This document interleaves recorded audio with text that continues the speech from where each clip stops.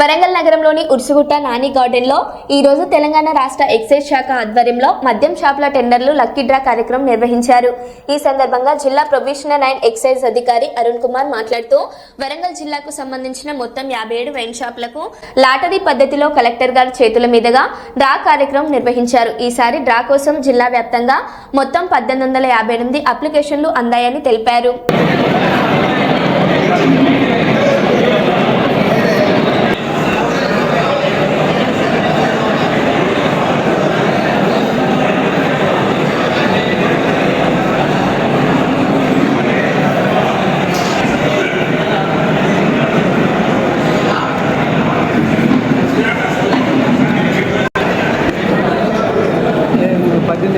Improvement చేస్తూ ఉంటుంది. లోపల వాయిస్